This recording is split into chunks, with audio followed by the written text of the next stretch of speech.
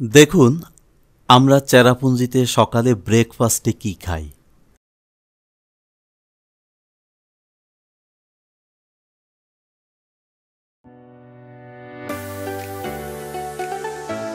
বাঙালি খাবারের মধ্যে এগুলোই মোটামুটি ভালো, দামও তেমন একটা বেশি নয়।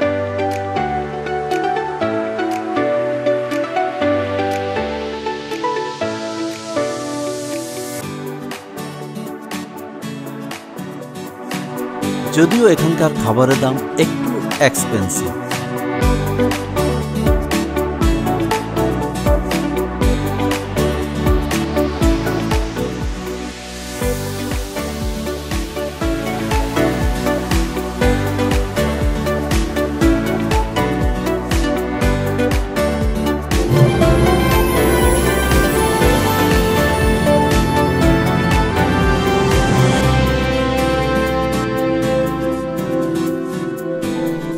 আমাদের এবারের গন্তব্য চেরাপুঞ্জির মাওসময় গুহা। চলুন যেতে যেতে মাওসময় গুহা সম্পর্কে কিছু তথ্য আপনাদের সঙ্গে শেয়ার করি। ভারতের দীর্ঘতম, বৃহত্তম এবং গভীরতম গুহাগুলির মধ্যে বেশ কয়েকটি মেঘালয়ে রয়েছে। মেঘালয়ে 1500টিরও বেশি গুহা রয়েছে এবং এর মধ্যে প্রায় 980টি গুহা খুঁজে পাওয়া গেছে। মাওসময় গুহা তার মধ্যে। মাওসময় গুহা আবার স্থানীয়ভাবে ক্রেম মাওসময় নামে পরিচিত। কিন্তু আপনি কি জানেন মেঘালয়ের এই মাওসময় গুহা কেন এত বিখ্যাত? কী বা আছে এর মধ্যে? তাহলে দেখে নেওয়া যাক কোন কোন কারণে এই গুহা দেখতে যাওয়া উচিত। এই মাওসময় গুহাটি বিশ্বের দীর্ঘতম গুহা ক্রেমলিয়ার প্রাহের সাথে তুলনা করলে আকারে কিন্তু খুবই ছোট। যেখানে ক্রেমলিয়াত প্রাহ ভয়ঙ্কর বলে মনে হতে পারে, মাওসময় নতুনদের মধ্যে বেশ অন্যরকম। এই গুহায় প্রবেশ করতে গেলে দর্শকদের মাথাপিছু 20 রুপি করে দিতে হবে। ক্যামেরার জন্য অতিরিক্ত 20 রুপি করে চার্জ করা হবে। এই গুহাটি প্রতিদিন সকাল 9টা থেকে বিকেল 5টা পর্যন্ত খোলা থাকে। মেঘমালা, জলরাশি আর বৃষ্টি স্নাত চেরাপুঞ্জির অন্যতম জনপ্রিয় আকর্ষণ মাওসময় গুহা। বিশ্বের সবচেয়ে বৃষ্টিবহুল অঞ্চলটিতে আমরা এখন অবস্থান করছি। দেখুন কেমন অঝোর ধারায় বৃষ্টি ঝরছে। এখানে আসলে আপনি সবসময় বৃষ্টি দেখতে পাবেন। এই অঞ্চলে বসবাসকারী মানুষগুলোও এই বৃষ্টিবহুল পরিবেশের সঙ্গে নিজেদের দারুণভাবে মানিয়ে নিয়েছেন। চেরাপুঞ্জিতে আমরা এসেছি 6 জনের একটা টিম। সবাই একসঙ্গে সব স্পটে যেতে পারলেও কিছু সতর্কতার কারণে মাওসময় গুহায় যেতে পারছি না। যাচ্ছি মাত্র 3 জন। তার মধ্যে আমি সুরিজ জাহাঙ্গীর, সংগ্রাম চৌধুরী দাদা ও ভাতিজা সাগনিক চৌধুরী রিক। সতর্কতা হলো মাওসময় গুহায় শিশু, বয়স্ক, অসুস্থ, বন্দী, স্থূলদেহী, শ্বাসকষ্টজনিত সমস্যা ও দুর্বল চিত্তের কারো প্রবেশ নিষেধ। আমরা গুহার প্রধান ফটকে চলে আসলাম।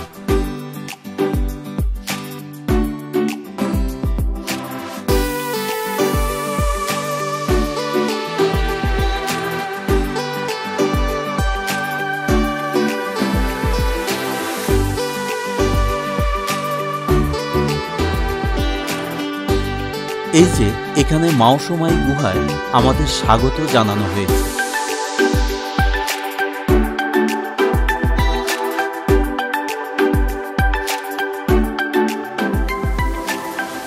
দেখুন কি সুন্দরভাবে এখানকার জনজীবন পরিবেশের সঙ্গে মানিয়ে নিয়েছে। যে যার মতো করে চলেছে, আর মেঘাচ্ছন্ন কুয়াশা ভেদ করে আমরা চলেছি গুহা অভিমুখে। Welcome to Mawsmai cave. এখানে আমরা মাওসময় ক্যাবটি পরিদর্শনে এসেছি। আপনারা দেখতে পাচ্ছেন যে আমরা এখানে মেঘের ভিতরে আছি, পাহাড়ের সর্বোচ্চ চূড়ায় আছি আমি আর সংগ্রাম দা। আমরা এখনই প্রবেশ করব, আপনাদেরকে দেখানোর চেষ্টা করব মাওসময় ক্যাবটি কেমন দেখতে। তো চলুন দর্শক, আর দেরি না করে মেঘের আধার কেটে আমরা ভিতরে আস্তে আস্তে প্রবেশ করি।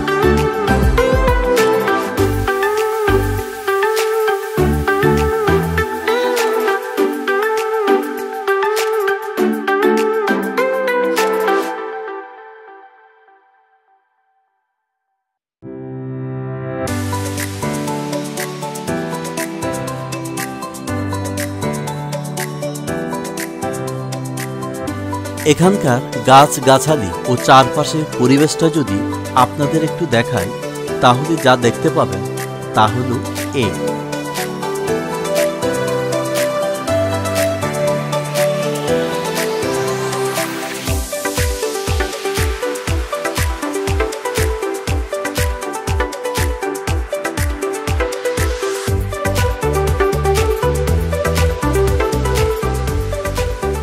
এই গুহায় যাওয়ার পথটি বেশ মনোরম। ঘন জঙ্গলের মধ্য দিয়ে সামান্য হেঁটে এবং সিঁড়ি ভেঙে পৌঁছে যাওয়া যায় এই গুহার সামনে, যে রাস্তায় প্রতিনিয়ত শোনা যায় পাখির কিচিরমিচির ও পোকার একটানা আওয়াজ। এই প্রধান গুহাটির আশপাশেও বেশ কয়েকটি গুহা রয়েছে, কিন্তু সেগুলোতে যাওয়াটা খুব একটা নিরাপদ নয়। এই চুনাপাথর গঠিত অঞ্চলে ভূগর্ভস্থ জলের দ্বারা ক্ষয় পেয়ে তৈরি হয়েছে এই গুহাটি, বা এরকম এর পার্শ্বস্থ আরও অনেক গুহা।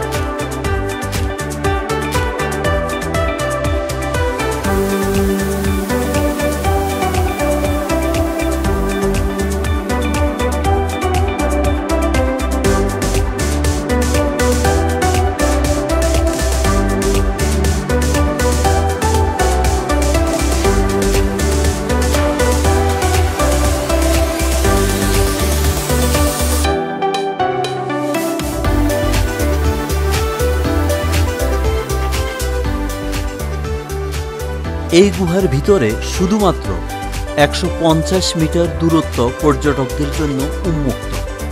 গুহার অভ্যন্তরের বাকি অংশ অফ লিমিট বা পর্যটকদের জন্য খোলা না।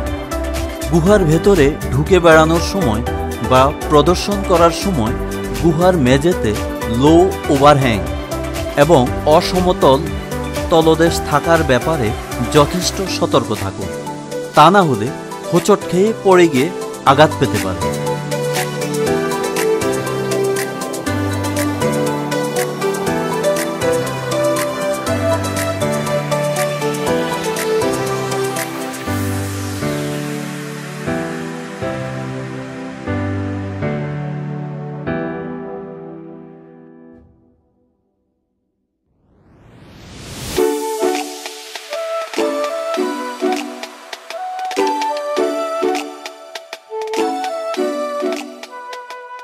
গুহার ভিতরের কিছু জায়গায় শক্ত চাপ বা আঁটোসাঁটো বোধ করতে পারে। কিছু জায়গা এতটাই সংকুচিত যেন আপনাকে হামাগুড়ি দিয়ে ঢুকতে হবে তার ভেতরে, এবং একসঙ্গে একজনের বেশি যাওয়া যায় না। খুব অন্ধকার হওয়ার কারণে কোথাও কোথাও আলো দিয়ে সামান্য আলোকিত করার ব্যবস্থা আছে। যেভাবে চুনা পাথরের ঝুড়ি নেমে এসেছে উপর থেকে, তাতে একটু সাবধানে চলতে হয়, নইলে আহত হওয়ার সম্ভাবনা রয়েছে। এমনিতেই জলের কারণে চারদিক স্যাঁতস্যাঁতে ও পিচ্ছিল হওয়ায় পড়ে যাওয়ার সম্ভাবনাও কিছু কম নয়।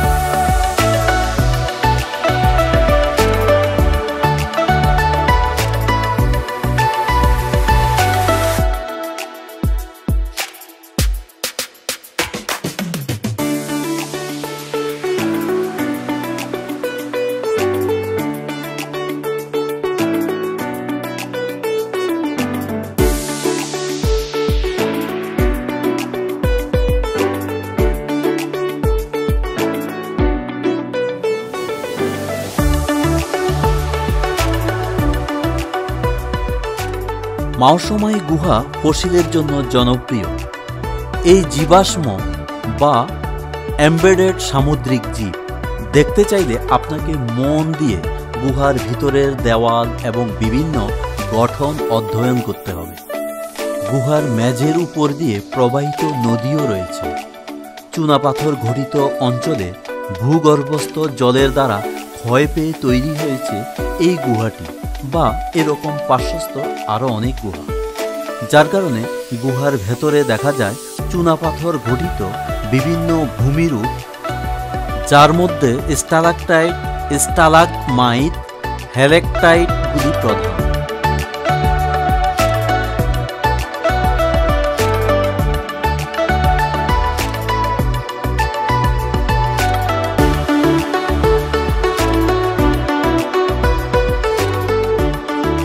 গুহার গহীনে যাওয়ার পর সংকীর্ণ ও বন্ধুর পথ আর লোকজনের আনাগোনা না দেখে এক পর্যায়ে আপনার মনে হতে পারে যে আর বোধহয় যাওয়া যায় না।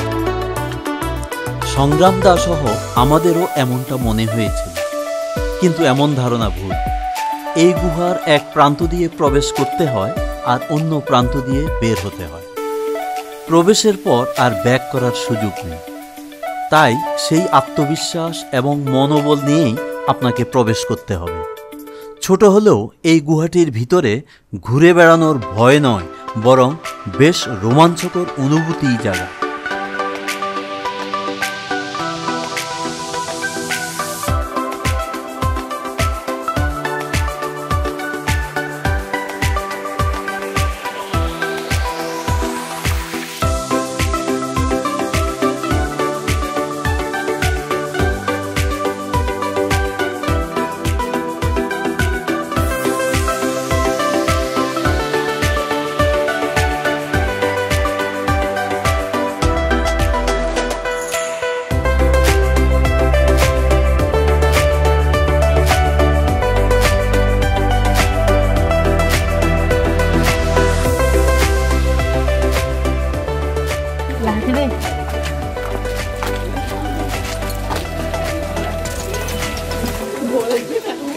এই হচ্ছে মুজমাই ক্যাব। এটা খুব রিস্কি একটা ক্যাব। আপনারা যারা এই ক্যাবটিতে আসবেন খুব সতর্কতার সহিত একটু পার হইতে হবে। একটু ব্যতিক্রম যদি হয় আপনার আশেপাশে লেগে যেতে পারে, মাথায় লাগতে পারে। নিচে পিচ্ছিল অনেক এবং পানি, কাদা এবং পাথর মিশ্রিত, জায়গাটি পিচ্ছিল হয়ে আছে। সেরকম জুতো পরে আপনাদেরকে আসতে হবে। কোনো শু কিংবা অন্য কোনো মানে যে স্লিপার পরে এখানে আসা যাবে না। আর এটি যদি আপনারা নাই দেখেন তাহলে এই চেরাপুঞ্জি এসে আসার সার্থকতাটাই মাটি হয়ে যাবে। To rain, it's so slippery. Okay, be sincere, be careful, everybody, and it is totally adventure. Beautiful. If kids are coming, they will obviously enjoy this. চলুন এবার বেরোনো যাক। শেষ কথার আগে বলবো, সব মিলিয়ে এই মাওসময় গুহা ভ্রমণ ছিল বেশ রোমাঞ্চকর। এখানে আপনার ভ্রমণের অভিজ্ঞতাও হবে বেশ অনন্য। সে কথা হলফ করে বলা যায়।